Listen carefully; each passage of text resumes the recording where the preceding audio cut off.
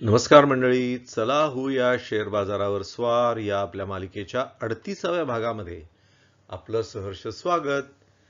अगदी सुरुवातीला या व्हिडिओ मालिकेमध्ये मी IPO बद्दल चर्चा केली होती, इनिशियल पब्लिक ऑफरिंग, ज्याच्यामध्ये कंपनी नवीन शेअर्स निर्माण करतं आणि समभागधारकांना देतं.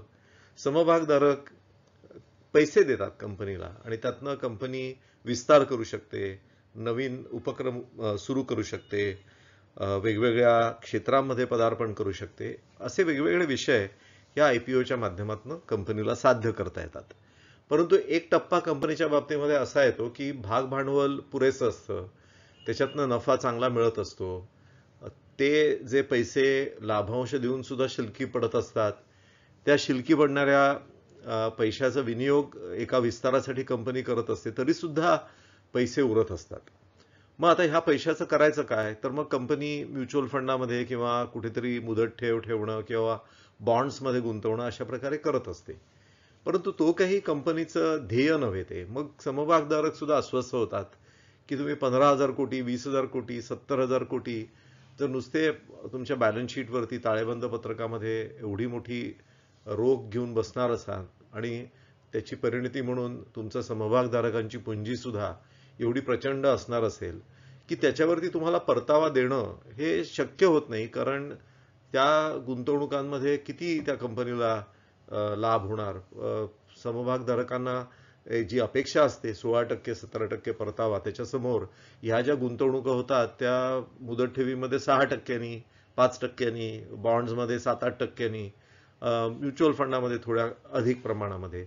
पण ज्यासाठी समभागधारकांनी पैसे दिलेले आहेत त्याचा तो उपयोग नव्हे खरा म्हणजे. मग अशा वेळेला दबाव कंपनीवरती वाढायला लागतो की तुम्ही समभागधारकांची पुंजी आणि दुसरीकडे तुमच्या ताळेबंदामध्येही एवढी प्रचंड मोठी रोखीची पुंजी, हे सगळं जे आहे ते दोन्हीकडनं कमी केलं पाहिजे. ताळेबंद पत्रकामध्ये आपल्याला माहिती आहे की एका बाजूला समभागधारकांची पुंजी आणि देय रकमा लायबिलिटीज असतात, दुसऱ्या बाजूला कंपनीची वेगवेगळी जी स्थावर जंगम मालमत्ता आणि तशाच गुंतवणुका असतात. ताळेबंद पत्रक दोन्ही बाजूला या बेरजा सारख्याच होतात. म्हणजे दोन्हीकडनं आपल्याला जर कमी करायचं असेल, म्हणजे आहेत ते पैसे समभागधारकांना देऊन टाकायचे आणि देऊन टाकल्यानंतर आपला अर्थातच जे भाग भांडवल असतं आणि त्याच्यावरती जो आपला एक पुंजी असते, तर ती सगळी कमी करायची, म्हणजे शेअर होल्डर्स इक्विटी ही कमी करायची. हे बायबॅकनी साध्य केलं जातं.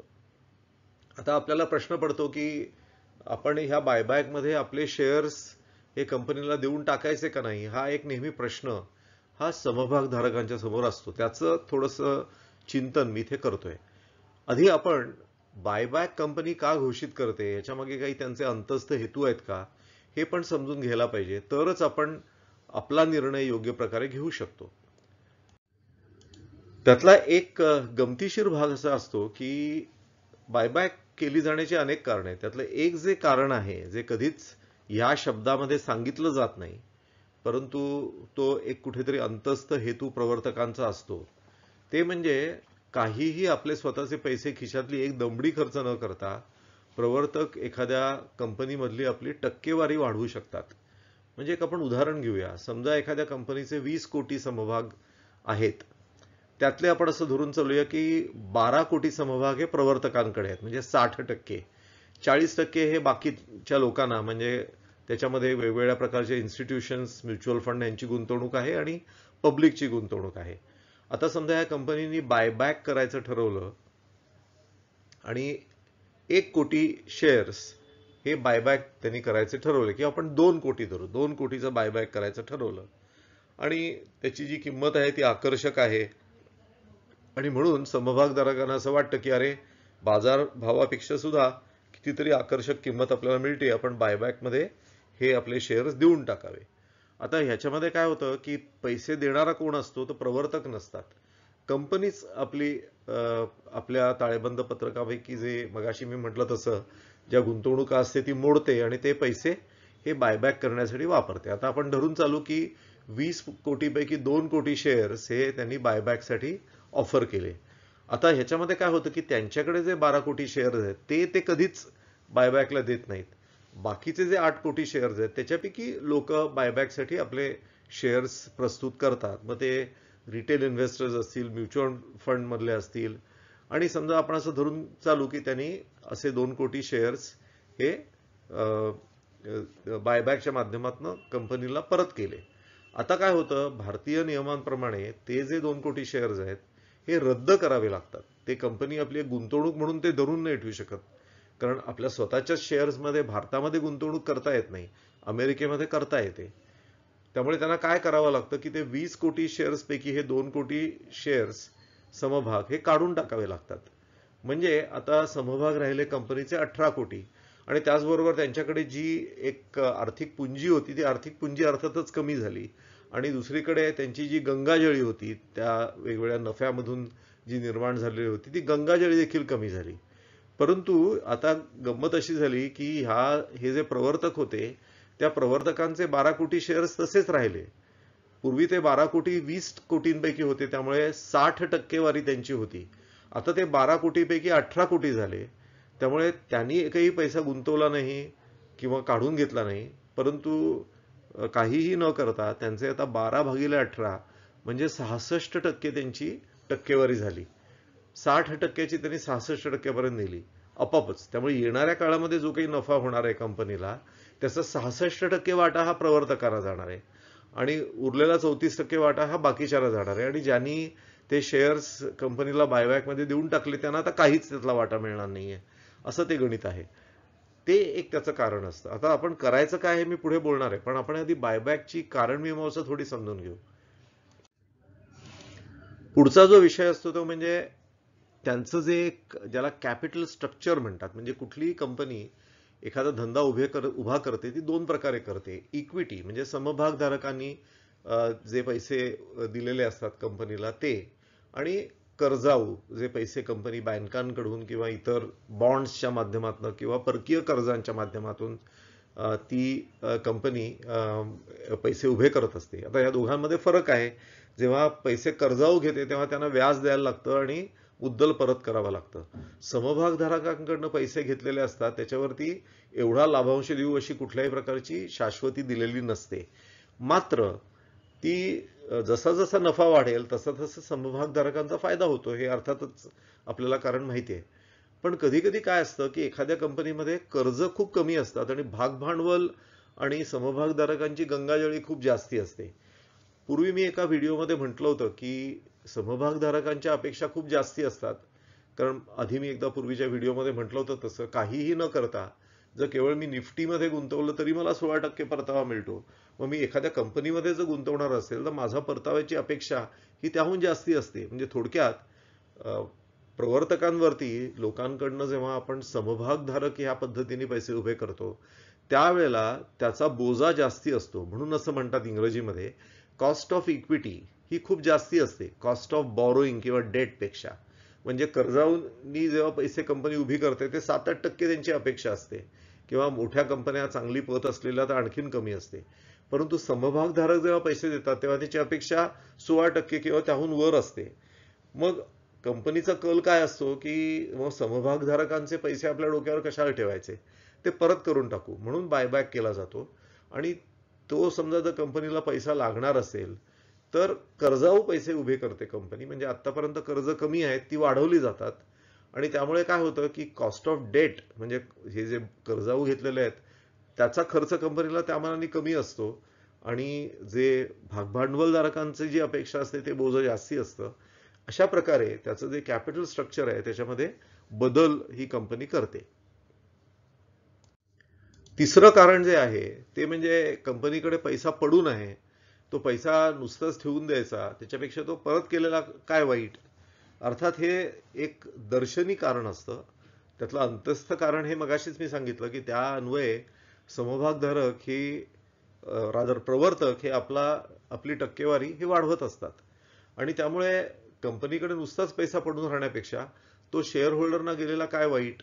आणि त्याच्यातनं दुसरा फायदा असा होतो की भागभांडवल जेव्हा कमी होतं त्यावेळेला येणाऱ्या काळामध्ये अर्थात लाभांशाचा वाटपही अधिक चांगला करता येतो, कारण कंपनीचा नफा काही कमी होणार नसतो, त्यांचा धंदा तर यथेच्छ चालूच आहे. त्यामुळे इथे काही अडचण कंपनीला निर्माण होत नाही. पण जो नुसताच पैसा पडलेला आहे जिथे गुंतवणुकीची संधी नाहीये कंपनीला ते परत करणं याच्यात शहाणपणा असतो. हे तिसरं कारण बायबॅकचं असतं. चौथं जे कारण असतं ते बाजाराला संकेत. म्हणजे आपण पूर्वी काही व्हिडिओजमध्ये म्हटलं होतं की गुंतवणुकीचं जे सूत्र आहे ते व्हॅल्यू म्हणजे एखाद्या गुंतवणुकीचं मोल आणि आपण त्याला मोजलेलं मूल्य म्हणजे किंमत. गुंतवणुकीचं मोल हे नेहमी मूल्यापेक्षा जास्ती असलं पाहिजे. पण कधी कधी काय होतं की बाजारामध्ये जी मरगळ असते किंवा अनिश्चिततेचं वातावरण असतं त्यामुळे किमती खूप खाली गेलेल्या असतात आणि अशा वेळेला कंपन्यांना आपलं भागभांडवल कमी करण्यासाठी खूप चांगली संधी असते. आणि त्याचबरोबर एकीकडे बाजाराला संदेशही किंवा संकेतही द्यायचा असतो की आमची ही जी काही ह्याचं जे मोल आहे आमच्या या शेअरचं ते आत्ता जे मूल्य तुम्हाला बाजारात दिसतंय त्यापेक्षा कितीतरी जास्ती आहे. हा संकेत सुद्धा व्यवस्थापनाकडनं बाजाराला द्यायचं हा हेतू असतो. आणि म्हणून कधी कधी आपल्याला असं दिसतं की बाजार मूल्यापेक्षा कितीतरी अधिक भावाने बायबॅक हा काढला जातो. परंतु त्यांना माहिती असतं की त्याची जी काही मोल आहे ते त्याहूनही जास्ती आहे. आणि म्हणून अशा प्रकारे सुद्धा हा त्यातला एक हेतू असू शकतो. तर असे वेगवेगळी कारणं ही बायबॅकच्या मागे असतात. आता आपण काय करायचं याचा विचार थोडासा करूया. सर्वसाधारणपणे मी असं म्हणेन की बायबॅकमध्ये आपले शेअर्स विकू नयेत. कारण ज्या अर्थी कंपनी शेअर्स परत बाजाराकडनं काढून घेते आणि प्रवर्तक मात्र तसं करत नाहीयेत. आता प्रवर्तकांना आपल्यापेक्षा अधिक चांगली माहिती असते. जे पूर्वी एका विषयामध्ये मी संदर्भामध्ये हा विषय मांडला होता व्हिडिओच्या संदर्भामध्ये की मोल आणि मूल्य ह्याच्यामधली जी तफावत आहे.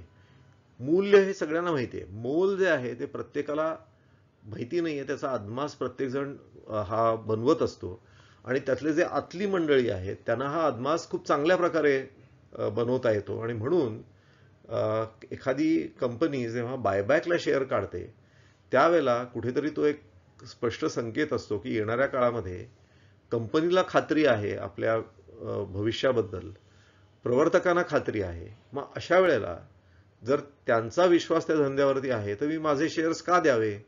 याचा अर्थ मला काहीतरी त्या प्रवर्तकांपेक्षा जास्ती माहिती आहे का. जर माहिती नसेल तर मी माझे शेअर्स कधीही सरेंडर करू नये. जे करतायत त्यांना करू द्यावे. ज्यांना पैशाची गरज आहे त्यांनी अवश्य बाजारभावापेक्षा अधिक किमतीने बायबॅकला द्यावे. परंतु जे दीर्घकालीन गुंतवणूक विचार करणारी मंडळी आहेत त्यांनी बायबॅकमध्ये शेअर्स आपले सरेंडर करू नयेत, देऊ नयेत असं मला वाटतं. उलट ते आपल्याकडे ठेवावे कारण त्याचं भवितव्य अधिक चांगलं आहे हा त्यातला एक संकेत असतो. अर्थात त्याच्यामध्ये एक कधी कधी खूप चांगली संधी निर्माण होते. मीही ती अनुभवली एक साधारण 5-6 वर्षापूर्वी. माझ्याकडे ज्या 5 कंपन्या त्याच्यापैकी एका कंपनीनी 1,000 रुपयाला तो बायबॅक दिलेला होता आणि त्यावेळेला अर्थात तो आपल्याकडे असलेला प्रत्येक शेअर काही आपल्याला बायबॅकमध्ये सरेंडर करता येत नाही. कधी कधी असं असतं की माझ्याकडे 100 शेअर्स आहेत त्याचे मी 8च फक्त कंपनीला किंवा 10च कंपनीला बायबॅकला देऊ शकतो किंवा 12 देऊ शकतो. असं जे असतं त्या परिमाणामध्ये एखाद्या कंपनीचा भाव जर खूप खाली असेल म्हणजे त्यावेळेला असंच होतं. जेव्हा हा बायबॅकची घोषणा झाली तेव्हा 850च्या पेक्षा सुद्धा भाव खाली होता. तो कालांतराने थोडासा वाढून 850 पर्यंत पोहोचला. परंतु बायबॅकची किंमत मात्र 1,000 रुपये होती आणि ती तफावत तशीच राहिली. मग माझ्याकडे त्याची चांगली संख्येने ते शेअर होते आणि त्यामुळे जरी मला प्रत्येक 100 शेअर मागे 8 का 10 आता मला आठवत नाही तेवढेच शेअर जरी द्यायचे होते तरी ती सुद्धा संख्या बऱ्यापैकी होती. म्हणून मग मी काय केलं की ते 1,000 रुपयांनी शेअर्स कंपनीला दिले बायबॅकनी.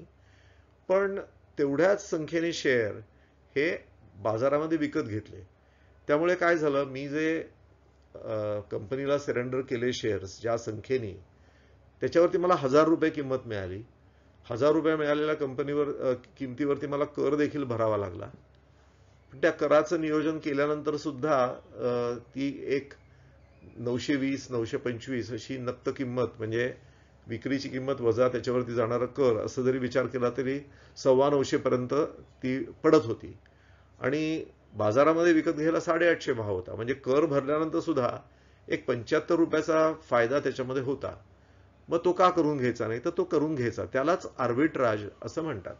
आर्बिट्राज म्हणजे मी एका ठिकाणी विकलं एका ठिकाणी खरेदी केली आणि त्या दोघांच्या किमतीमध्ये जो असलेला फरक आहे त्याचा मी लाभ उठवला. त्याला आर्बिट्राज म्हणतात. आर्बिट्राज वेगवेगळ्या प्रकारचे असतात, पण इथे त्याची जी बायबॅकची किंमत आणि बाजारातली किंमत ह्याच्यामध्ये हा आर्बिट्राज केला जातो. मात्र त्याच्यामध्ये आपल्याला कर किती पडणार आहे हेही आपले जे काही करसंबंधी आपण ज्यांचा संपूर्ण सल्ला घेत असतो अशा कर सल्लागारांना विचारूनच आपण हा आर्बिट्राजचा उपदेवाप केला पाहिजे. आणि ती संख्या पण आपल्याकडे तेवढी चांगली पाहिजे, तरच हे करण्यामध्ये तसा अर्थ असतो. परंतु अवश्य ती संधी मात्र आपण घ्यायला पाहिजे. आपल्याला हा व्हिडिओ आवडला असेल तर आपण अवश्य शेअर करा. खूप खूप धन्यवाद.